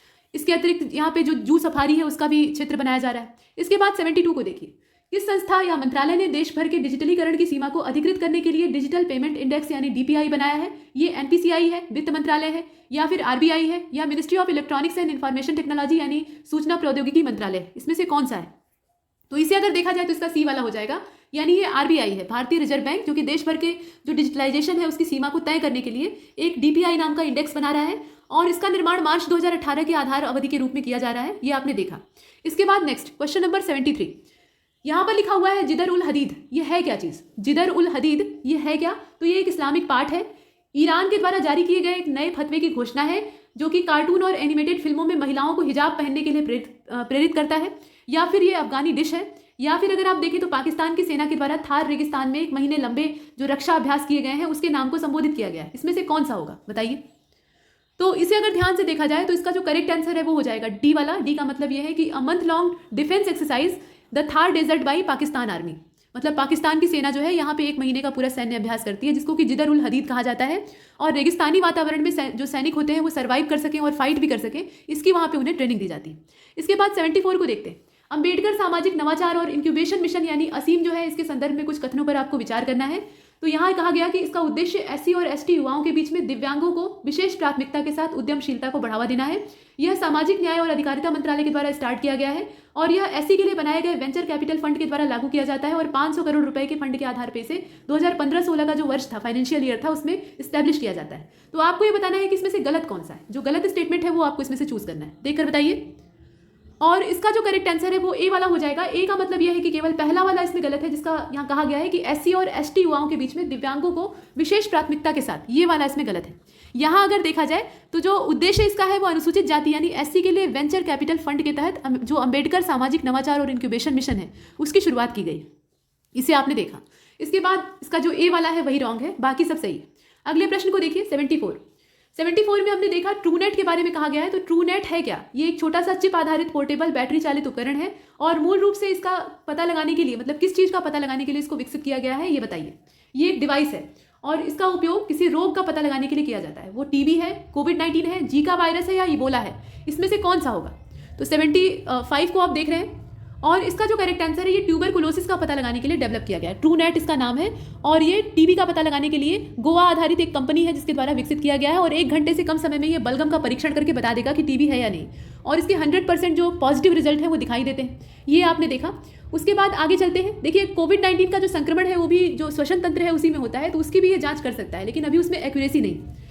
इसके बाद अगले प्रश्न को देखते हैं। प्रश्न संख्या 76। ग्रीन पीस इंडिया और centre for research on energy and clean air यानी जो क्रेरा है उसकी रिपोर्ट के विश्लेषण के हिसाब से 2019 में भारत के सल्फर डाइऑक्साइड का जो उत्सर्जन था, SO2 का जो उत्सर्जन था, उसमें कमी आई है। तो इसके बारे में कुछ कथन दिए हैं, मतलब SO2 के बारे में यहाँ कुछ स्टेटमेंट है, उस पर आपको विचार करके बताना है कि सही कौन सा है। लेकिन यहाँ पर सही नहीं खोजना है, यहाँ पर जो गलत है उसकी तलाश करनी है, तो इसे अच्छे से देख लीजिए। देखिए पहले वाले में कहा गया कि ये कलरलेस होता है, टॉक्सिस होता है और स्मेल इसकी कोई नहीं होती है, कोई महक ही नहीं होती है। उसके बाद ये हृदय रोग, फेफड़े के कैंसर और समय से पहले मौत के खतरे को बढ़ाता है। और चीन और रूस के बाद भारत जो है वो लगातार 5वें वर्ष शीर्ष उत्सर्जक के पायदान पर काबिज है। तो आप बताइए इसमें से SO2 के बारे में कौन सा कथन जो है वो गलत है। इसे अगर आप ध्यान से देखें तो इसका जो पहला और तीसरा गलत है, वही मतलब पहला और तीसरा वाला इसमें गलत है, दूसरा वाला सही है। ये कलरलेस होता है, जहरीला होता है और इसकी कोई महक नहीं होती है, जबकि सही बात क्या है, इसकी महक जो है वो लहसुन जैसी होती है। तो आप जानते ही हैं कि लहसुन और प्याज की जो विशेष गंध होती है वो सल्फर के यौगिकों के कारण होती है। तो सल्फर डाइऑक्साइड की गंध जो होती है वो लहसुन के जैसे या बदबूदार भी हो सकती है, विषैली गैस ही होती है और इससे स्ट्रोक आ सकता है, हृदय रोग, फेफड़ों के कैंसर, इन सब की चीज़ें हो सकती हैं। और भारत में इसका उत्सर्जन घटा है, मतलब लगातार 5वें वर्ष शीर्ष पर ही रहा है। तो इसमें अगर आप देखिए इसका जो कहा गया है ना कि पहला और तीसरा, तो जो रॉन्ग स्टेटमेंट है उसमें ये बोला गया कि भारत ने अपने जो इमिशन है उसको यहाँ पे, इसमें जो गलत स्टेटमेंट है वो सिर्फ पहला वाला है जिसमें कि कहा गया है कि नो स्मेल, मतलब इसके अंदर कोई स्मेल नहीं होती है, यही वाला इसमें गलत है। और बाकी दूसरा और तीसरा इसमें सही है। चीन और रूस के बाद जो भारत का यहाँ पोजीशन है, मतलब अगर देखा जाए तो रूस और चीन के बाद, यहाँ देखिए गलती जो है वो चीन और रूस दिया हुआ है, इस वजह से है। यहाँ पे पहली पोजीशन किसकी है, रूस की है। उसके बाद जब दूसरी पोजीशन देखेंगे तो वो चीन की है और उसके बाद लगातार 5वें वर्ष ये शीर्ष पर है। मतलब भारत जो है ये लगातार इनके बाद पहले स्थान पर कौन है, यहाँ पे रूस है, उसके बाद तब जाकर चीन है। तो ये क्रम बदल दिया है, इस वजह से ये गलत हो जाता है। तो पहला तीसरा इसमें गलत है और इसीलिए हम डी का चयन करते हैं। इसके बाद आगे चलते हैं। इस प्रश्न को आपने समझा, इसमें चीन और रूस में अदला बदली करनी पड़ेगी तब जाकर ये सही होगा। और पहले वाले में गंध इसके अंदर होती है जबकि लिखा है कि गंध नहीं होती है। इसके बाद 77 को देखिए। स्योकर आर्द्रभूमि क्षेत्र ये कहाँ का जो पक्षी प्रजनन स्थल है उसके तौर पर आपको बताना है। मतलब स्योकर आर्द्रभूमि क्षेत्र ये किस पक्षी का प्रजनन स्थल है ये आपको बताना है। तो ये गोल्डन जो ईगल होता है उसके लिए प्रजनन क्षेत्र है, या गौरैया का ये प्रजनन स्थल है, या ब्लैक नेक जो क्रेन होते हैं मतलब सारस होते हैं उनका ये प्रजनन स्थल है, या हिमालयन जो वॉल्चर होता है यानी गिद्ध होता है उसका ये प्रजनन स्थल है। इसमें से किसका होगा बताइए। तो देखिए इसका जो करेक्ट आंसर है वो सी वाला हो जाएगा। काली गर्दन वाले जो सारस होते हैं यानी ब्लैक नेक क्रेन होते हैं उनके लिए ये प्रजनन स्थल के तौर पर देखा जाता है। और काली गर्दन वाले जो क्रेन होते हैं और तिब्बती ग्राउंड्स, इनकी बड़ी प्रजनन कॉलोनियां यहाँ पर विकसित की गई हैं और ये 42वीं रामसर साइट के तौर पर यहाँ डिक्लेयर हुआ है। भारत में ये 42वें नंबर का है, इसे आप देख रहे हैं। ये नमकीन झील है जो कि भारत में लद्दाख स्थित जो क्षेत्र है वहाँ पे रूपशू का जो पठार है उस क्षेत्र में पड़ती है और 2020 नवंबर का जो महीना था उसमें इसे मान्यता प्राप्त हुई है। आगे बढ़ते हैं, अगले प्रश्न को देखते हैं। Question number 78। भारत सरकार ने देश में वायरलेस इंटरनेट कनेक्टिविटी को बढ़ाने के लिए एक पीएम वानी योजना की मंजूरी दी है। पीएम वानी का फुल फॉर्म क्या है ये आपको बताना है, यहाँ दिया हुआ है, इसे देख लीजिए। तो इसमें से कौन सा होगा। देखिए पीएम वानी का जो फुल फॉर्म है वो होगा इसमें से सी वाला। सी का मतलब यह है कि प्रधानमंत्री वाईफाई एक्सेस नेटवर्क इंटरफेस, ये इसका पूरा नाम है। पीएम वानी योजना ये देश में वाईफाई हॉटस्पॉट को बड़े पैमाने पर तैनात करने के उद्देश्य से चलाई गई है। इसके बाद अगले प्रश्न को देखते हैं। Question number 79। 7वां पुरुष आईसीसी 2020 विश्व कप 2021 इसको कहाँ पर आयोजित किया जाएगा। ये ऑस्ट्रेलिया में आयोजित होगा, साउथ अफ्रीका में होगा, श्रीलंका में होगा या इंडिया में होगा। तो इसे अगर देखा जाए तो इसकी जो लोकेशन है वो इंडिया है, ये भारत में आयोजित होगा। 7वां पुरुष आईसीसी 2020 विश्व कप ये अक्टूबर और नवंबर का जो महीना है उसमें प्रस्तावित है 2021 में, उस समय इसका आयोजन भारत में होगा। और 18 अक्टूबर से लेकर 15 नवंबर ये मूल रूप से प्रस्तावित था। पहले जो पीछे वाला है 2020 वाला वो ऑस्ट्रेलिया में आयोजित किया जाना था, लेकिन अभी जो कोविड वाला समय था उसके तहत इसको स्थगित कर दिया गया, मतलब 2020 से इसे पोस्टपोन किया गया। तो अभी आ गया है ये 2021 में और इसका जो वेन्यू है वो इंडिया है। इसके बाद अगले प्रश्न को देखते हैं। Question number 80। मानव विकास सूचकांक यानी ह्यूमन डेवलपमेंट इंडेक्स, इसमें 2020 की जो रैंकिंग है भारत को कौन सा स्थान प्राप्त हुआ है ये बताना है। तो यहाँ पर भारत का जो स्थान है यानी रैंक है वो भी दी है और साथ ही साथ उसका जो स्कोर है वो भी दे रखा है। तो आपको ये बताना है कि इसमें से कौन सा होगा। क्वेश्चन नंबर 80 आप देख रहे हैं और इसका जो करेक्ट आंसर है वो हो जाएगा इसमें से बी वाला। बी का मतलब ये है कि HDI जो इसका वैल्यू है वो कितना है 0.645 है और HDI जो सूचकांक है वो 131 है, मतलब रैंक जो है वो 131 है और जो यहाँ पे नंबर मिला है वो 0.645 है। इसे हमने देखा। और संयुक्त राष्ट्र विकास कार्यक्रम जो UNDP है वो वार्षिक मानव विकास रिपोर्ट में 189 देशों को पूरा शामिल करता है। और वो जो मतलब इसका आंकड़ा होता है उसके पिलर्स के तौर पे अगर देखा जाए तो स्वास्थ्य, शिक्षा, आय, इन सभी पर विचार किया जाता है। इसे आपने देखा। और पहला जो मानव विकास सूचकांक है वो 1990 में शुरू किया गया था, मतलब इसको 1990 में स्टार्ट किया गया था, प्रकाशित भी उसी समय किया गया था। इसे आपने देखा। इसके बाद आगे चलते हैं, अगले प्रश्न को देखते हैं। प्रश्न संख्या 81, एक बाइट किसके बराबर होता है? तो एक बाइट में कुछ बिट्स होते हैं। देखिए बिट्स जो है वो छोटे होते हैं, बिट से बाइट बनता है और बाइट से फिर जो अन्य है, मतलब जैसे कि मेगा बाइट है, टेरा बाइट है, गीगा बाइट है, ये सब बनते हैं। तो एक बाइट में कितने बिट होते हैं? 2 होते हैं, 4 होते हैं, 6 होते हैं, कितने होते हैं बताइए? तो इसका डी हो जाएगा, इसमें से कुछ भी नहीं होता है। मतलब यहाँ अगर देखा जाए तो इसमें से कुछ भी जो है वो सही नहीं होते हैं। असल में एक बाइट यानी जो बी से डिनोट किया जाता है, ये कंप्यूटर और उस तरह की जो इलेक्ट्रॉनिक डिवाइसेस होती हैं उनमें मापने की एक इकाई है। और एक अगर देखा जाए यहाँ पे तो एक बाइट में 8 बिट होते हैं। एक बाइट जो होता है उसके अंदर कितने बिट होते हैं? 8 होते हैं। और यहाँ पर 8 किसी भी विकल्प में नहीं दिया है। एक बिट जो होता है या 0 या 1 जो बाइनरी वैल्यू होती है, बाइनरी नंबर सिस्टम में 2 ही अंक होते हैं, एक तो 0 होता है, दूसरा 1 होता है, तो इसके इक्वल होता है। और एक बाइट में 8 बिट होते हैं, जबकि एक किलो बाइट में 1024 बाइट्स होते हैं, जबकि एक मेगा बाइट में 1024 किलो बाइट होते हैं। इस प्रकार से इसका कन्वर्जन होता है। और हमने पीछे जो एक्सा बाइट है वहां तक देखा है। फिलहाल इसका डी हो जाएगा। आगे देखते हैं 82, कौन सा इसमें से सर्च इंजन है? तो लाइकोस है, वाइडू है, डकडकगो है और अल्टाविस्टा है। अच्छे अच्छे नाम है। तो बताइए इसमें से सर्च इंजन कौन कौन सा है?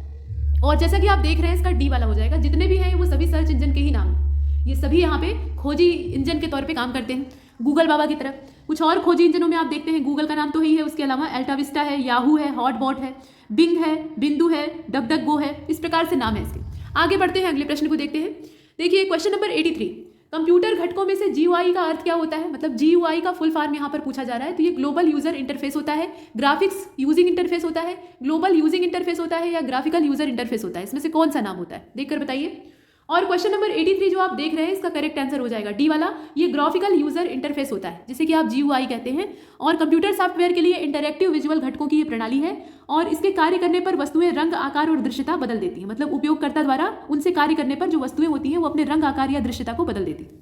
ये कुछ चीजें हम देख रहे हैं। इसके बाद क्वेश्चन नंबर 84 को देखिए, कौन सा एक वीडियो फाइल के रूप में नहीं है? तो वेब एम ये दिया हुआ है, इसके अलावा मेट्रोस्का है, AVI है और मीडी है। बताइए इसमें से कौन सा नहीं है? विकल्प आपने देखा। इसका जो करेक्ट आंसर है वो बी हो जाएगा। ये केवल जो चौथा वाला है मीडी, ये इसमें शामिल नहीं है। मीडी यानी म्यूजिकल इंस्ट्रूमेंट डिजिटल इंटरफेस, ये एक ऑडियो फाइल है, वीडियो फाइल नहीं है। और बाकी जितने आपको दिख रहे हैं ये सभी वीडियो फाइल है। इनका जो रूप आप देख रहे हैं वो सभी, जैसे कि वेब एम है, इसके अलावा इसमें आप मेट्रोस्का को देख रहे हैं, AVI है, फ्लैश वीडियो है, F4V है, GIF है, ये सब वीडियो फॉर्मेट वाले होते हैं। नेक्स्ट अगले प्रश्न को देखते हैं। क्वेश्चन नंबर 85, निम्नलिखित में से कौन सी कंप्यूटर की प्रोग्रामिंग लैंग्वेज नहीं है? कोटलिन, पर्ल, डॉट या स्विफ्टली? इसमें से कौन सी लैंग्वेज प्रोग्रामिंग लैंग्वेज के तौर पर नहीं देखी जाती? तो देखिए स्विफ्टली जो है ये प्रोग्रामिंग लैंग्वेज नहीं है। बाकी जितने इसमें दिख रहे हैं वो सभी प्रोग्रामिंग लैंग्वेज का हिस्सा है। जो स्विफ्ट शब्द है ये मैक कंप्यूटर और एप्पल के जो मोबाइल उपकरण होते हैं उनमें इस्तेमाल किया जाता है, लेकिन इसका लैंग्वेज से कोई कनेक्शन नहीं। इसके बाद अगले प्रश्न को देखते हैं। 86, निम्नलिखित में से कौन सा कथन केंद्रीय प्रशासनिक न्यायाधिकरण यानी जो कैट है उससे संबंधित नहीं है? मतलब यहाँ पर बात हो रही है सेंट्रल एडमिनिस्ट्रेटिव ट्रिब्यूनल की। तो इसे स्थापित किया गया था 1986 में, ऐसा यहाँ दिया हुआ है, इसे आप देख रहे हैं। इसमें 17 नियमित बेंच है और प्रशासनिक न्यायाधिकरण का उल्लेख ये संविधान के अनुच्छेद 323B में किया गया है, ऐसे दिया है। तो आप ये बताइए कि इसमें से सही कौन सा है? मतलब जो रिलेट नहीं करता है वो आपको इसमें से चूज करना है, जो कि कैट से जुड़ा हुआ नहीं है। देख लीजिए इसे अच्छे से। और इसका जो करेक्ट आंसर है वो सी हो जाएगा। सी का मतलब यह है कि पहला और तीसरा ये दोनों इससे रिलेट नहीं करते। तो फिर सही इन्फॉर्मेशन क्या है? इसकी स्थापना 1985 में होती है, न कि 1986 में। डेट जो है इसकी 1985 है। और किसी उच्च न्यायालय के वर्तमान या सेवानिवृत्त जो न्यायाधीश होते हैं वो केंद्रीय प्रशासनिक न्यायाधिकरण के हेड होते हैं, ये आपने देखा। और पूरे केंद्रीय प्रशासनिक न्यायाधिकरण को अगर देखा जाए तो पूरे भारत में इसकी 17 बेंच है और 21 सर्किट बेंच है। इसकी बेंच कितनी है? 17 है, ये आपने देखा। और उसके बाद अगर देखा जाए तो संविधान का जो अनुच्छेद 323A है, यहाँ पर लिखा हुआ है 323B, और इसी वजह से जो तीसरा वाला है वो भी गलत हो जाता है, सिर्फ दूसरा इसमें सही है। 323A में केंद्रीय प्रशासनिक न्यायाधिकरण यानी कैट के बारे में प्रावधान प्राप्त होता है। तो पहला तीसरा गलत है, दूसरा सही। इसके बाद 87 को देखिए, विच of the following is not constitutional body? संवैधानिक निकाय इसमें से कौन सा नहीं है? तो स्पेशल ऑफिसर ऑफ द, यहाँ नीचे आप देख रहे हैं, लिंग्विस्टिक माइनॉरिटीज या फिर national commission for backward classes, GST council, national green tribunal, इसमें से कौन सा संवैधानिक निकाय के तौर पर नहीं देखा जाता है? तो इसका जो करेक्ट आंसर है वो डी हो जाएगा। NGT जो है वो संवैधानिक निकाय नहीं है। ये NGT के बारे में अगर देखा जाए तो ये संवैधानिक निकाय नहीं है। बाकी जितने आपको दिखाई दे रहे हैं ये विशेष निकाय के दर्जे के तौर पर यहाँ हासिल किया हुआ है। मतलब डी का जो दर्जा है NGT का वो विशेष निकाय का है। इसके बाद इसमें अगले प्रश्न को आप देख सकते हैं 88, इसमें लिखा हुआ है कि निम्न में से कौन सा कभी केंद्रीय सतर्कता आयुक्त नहीं रहा है, मतलब सीवीसी के पद पर विराजमान इसमें से कौन सा नहीं रहा है वो आपको चूज करना है। तो प्रदीप कुमार है, पीजे थॉमस है, प्रत्युष सिन्हा है, इसके अलावा तेजेंद्र मोहन भसीन है। कौन से होंगे जो कि इसमें हिस्से के तौर पर नहीं रहे? तो डी वाला हो जाएगा। तेजेंद्र मोहन भसीन इसमें कभी भी इस पद पर नहीं रहते। बाकी जितने हैं ये सतर्कता आयुक्त, यहाँ अगर देखा जाए तेजेंद्र मोहन भसीन, ये अगर देखा जाए तो 2015 से लेकर 2019 तक ये सतर्कता आयुक्त थे, और बाकी जो है वो केंद्रीय सतर्कता आयुक्त हैं। मतलब यहाँ पे जो केंद्रीय सतर्कता आयुक्त है उनके तौर पे बाकी ऊपर वाले 3 को देख रहे हैं, लेकिन ये उनसे अलग है। इसके बाद 89 को देखिए, प्रश्न संख्या 89 को देखिएगा, और 89 में ये कहा गया कि भारत के मुख्य सूचना आयुक्त श्री वाई के सिन्हा ये किस तिथि को पद की शपथ लेते हैं? डेट कौन सी है? ये 1 नवंबर 2020 की है, 3 दिसंबर 2020 की है, 5 दिसंबर 2020 की है, या फिर 7 नवंबर 2020 की? तो इसकी जो डेट है वो डी वाली हो जाएगी, 7 नवंबर 2020 ये इसकी तारीख हो जाएगी, और ये बहुत मोटा हो गया है, इसे पतला कर लेते हैं। इसके बाद अगले प्रश्न को देखते हैं। यहाँ पर 89 वाले को हमने देखा और इसका जो करेक्ट आंसर है वो डी हो जाएगा। इसके बाद अगले प्रश्न में यानी प्रश्न संख्या 90 को देखिएगा, तो ग्रामीण विकास मंत्रालय में वर्तमान राज्य मंत्री कौन है ये आपको देखना है। इसमें संजीव कुमार बालियान है, धोत्रे संजय शामराव है, या रतनलाल कटारिया है, या साध्वी निरंजन ज्योति है? इसमें से किसका नाम आएगा बताइए। यहाँ नीचे नाम दिया है, और इसमें से जो करेक्ट आंसर है वो आपका डी है, साध्वी निरंजन ज्योति, ये इसमें शामिल। मतलब साध्वी निरंजन ज्योति जो है ये ग्रामीण विकास मंत्रालय में वर्तमान राज्य मंत्री हैं, जबकि जो संजीव कुमार बालियान आप देख रहे हैं ये मत्स्य पशुपालन और डेयरी मंत्रालय से संबंधित हैं। धोत्रे संजय शामाराव जो है ये शिक्षा मंत्रालय के राज्य मंत्री हैं। वैसे ही रतनलाल कटारिया जो है ये जल शक्ति मंत्रालय से जुड़े हुए हैं, ये आपने देखा। इसके बाद प्रश्न संख्या 91 को देखिए, निम्नलिखित में से कौन सा कार्बनिक यौगिक वुड स्पिरिट के रूप में जाना जाता है? तो ये तो बहुत सिंपल क्वेश्चन है, आपने बहुत बार साइंस में देखा होगा। ये कौन सा है बताइए। तो इसमें से अगर देखा जाए तो जो मेथेनॉल है यानी मेथिल अल्कोहल है वो इसके तौर पे देखा जाता है। ये जहरीली शराब भी होती है, मतलब ये पीने योग्य नहीं होता है, और अल्कोहल होता है, ये आपने देखा। और मेथेनॉल को तैयार करने के लिए आधुनिक विधि जो है उसमें उत्प्रेरक की उपस्थिति में कार्बन मोनोऑक्साइड जो गैस होती है और हाइड्रोजन, इनका संयोजन किया जाता है। पहले के समय में देखिए इसको वुड स्पिरिट क्यों कहा जाता है, काष्ठ का स्पिरिट? तो ऐसा इसलिए किया जाता है क्योंकि लकड़ी का जो विनाशकारी आसवन था यानी भंजक आसवन जो होता है, डिस्ट्रक्टिव डिस्टिलेशन होता है, उसके थ्रू इसे प्राप्त किया जाता था, और यही कारण था कि इसे वुड स्पिरिट कहा जाता था। इसके बाद 92 को देखिए, लिस्ट 1 को लिस्ट 2 से मिलाना है। यहाँ पे यौगिक दिया हुआ है, यूजेस दिए हुए हैं। तो बेंजीन हेक्साक्लोराइड है, फ्रियॉन है, कार्बन टेट्राक्लोराइड है, मोनोपोटेशियम टॉर्ट्रेट है, और इसका इस्तेमाल दिया हुआ है। तो आपको मिलाकर देखना है कि कौन सा किससे मैच करेगा, और इसका जो करेक्ट आंसर है वो सी वाला हो जाएगा। सी का मतलब ये हुआ कि दूसरा, पहला, तीसरा और चौथा, और उसी हिसाब से इसे मिला लेंगे। कहने का मतलब ये है कि जो बेंजीन हेक्साक्लोराइड है पहला वाला, उसको अगर आप देखें तो यह प्रशीतक के रूप में इस्तेमाल होता है। इसका इस्तेमाल कहाँ पे होता है? प्रशीतक के रूप में होता है। और उसके बाद अगर देखा जाए तो जो फ्रियॉन है इसका इस्तेमाल एक कीटनाशक के तौर पे होता है। कार्बन टेट्राक्लोराइड जो है ये आग बुझाने वाले यंत्र में इस्तेमाल होता है, और जो टॉर्ट्रेट है मोनोपोटेशियम टॉर्ट्रेट वो बेकरी में यूज होता है, ये आपने देखा। तो इसका जो करेक्ट आंसर है वो सी वाला हो जाएगा। अगले प्रश्न को देखते हैं 93 को। तो यहाँ पर कहा गया कि एनरिको फेरो ने नियंत्रित परमाणु विखंडन का सिद्धांत दिया है, और आर्किमिडीज का जड़ता का नियम ये उनसे संबंधित है। मतलब आर्किमिडीज जड़ता के नियम के आविष्कार से संबंधित है। तो आपको ये बताना है कि इसमें से इनकरेक्ट कौन सा है। मतलब यहाँ पे फर्मो का दिया हुआ है कि उन्होंने कंट्रोल न्यूक्लियर फिजन के सिद्धांत को दिया था, और उसके साथ साथ लॉ ऑफ इनर्शिया जो है ये आर्किमिडीज का दिया हुआ है। इसमें से इनकरेक्ट की तलाश आपको करनी है। प्रश्न देख लीजिए, देखिए इसका बी हो जाएगा। केवल दूसरा वाला जो है वही गलत है, दूसरा वाला जो है वो सही नहीं है। ये जो लॉ ऑफ इनर्शिया आप यहाँ पर देख रहे हैं ये आर्किमिडीज का नहीं है, बल्कि ये किसने दिया था? ये गैलीलियो का है। जड़त्व का नियम सबसे पहले गैलीलियो के द्वारा जो दिया गया था, और उसमें पृथ्वी की क्षैतिज गति के लिए इसको तैयार किया गया था। बाकी सब सही है। अगले प्रश्न की ओर देखते हैं। तो प्रश्न संख्या 94, यहाँ पर जो सेल वॉल होती है और सेल मेम्ब्रेन यानी कोशिका भित्ति और कोशिका की जो झिल्ली होती है, यह दोनों किस में पाई जाती है? पादप कोशिका में, जंतु कोशिका में, दोनों में, या किसी में नहीं? तो आप जानते हैं कि जो कोशिका भित्ति होती है वो किसके अंदर होती है? ये पादप कोशिका के अंदर होती है। कोशिका झिल्ली भी उसमें पाई जाती है, लेकिन जंतु कोशिका में केवल कोशिका झिल्ली पाई जाती है, कोशिका भित्ति नहीं पाई जाती है। ये फर्क होता है। तो यहाँ दोनों में अंतर है, और इसीलिए इसका जो करेक्ट आंसर है वो ए हो जाएगा। दोनों एक साथ किस में मिलती है? ये जो पादप कोशिका यानी पौधों की कोशिका होती है उसमें पाई जाती है। इसके बाद आगे चलते हैं। कोशिका भित्ति और कोशिका झिल्ली को खोजने वाले कौन थे? रॉबर्ट हुक थे। और जो यहाँ पे सेल वॉल होती है वो सेलुलोज कार्बोहाइड्रेट से बनती है, इसका फॉर्मेशन होता है। 95 को देखिए, एंडोप्लाज्मिक जालिका, इसकी खोज किसके द्वारा की गई थी? ये गॉल्जी थे, मतलब गॉल्जी का इसको कहा जाता है, या फिर ल्यूमेन हॉक के द्वारा खोजा गया था, या पोर्टर के द्वारा, या ऑल्टमैन के द्वारा? बताइए।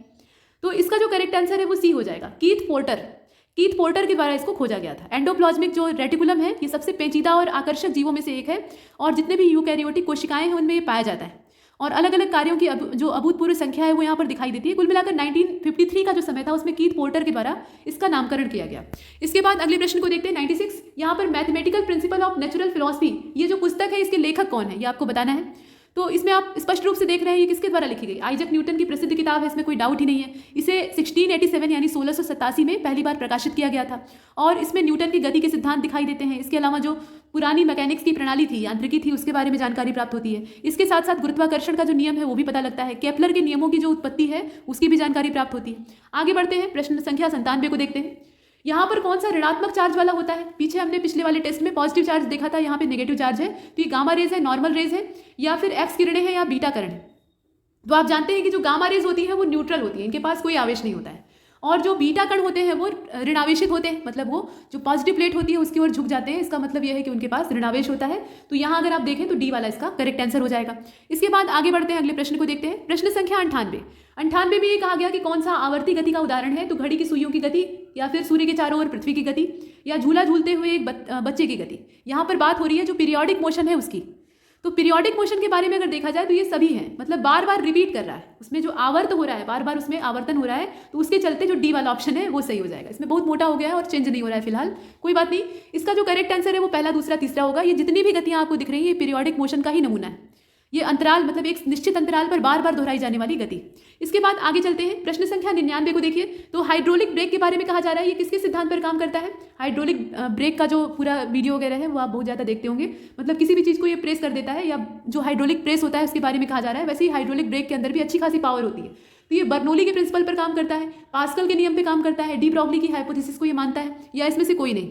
तो देखिए इसका जो करेक्ट आंसर है वो बी वाला हो जाएगा। बी का मतलब ये है कि ये पास्कल के नियम पर काम करता है। जो हाइड्रोलिक ब्रेक होता है ये पास्कल के सिद्धांत पर काम करता है, जिसके अनुसार ये कहा गया है कि किसी द्रव पर दबाव डाला जाता है तो वो सभी दिशाओं में समान रूप से ट्रेवल करने लगता है, यानी यात्रा करने लगता है।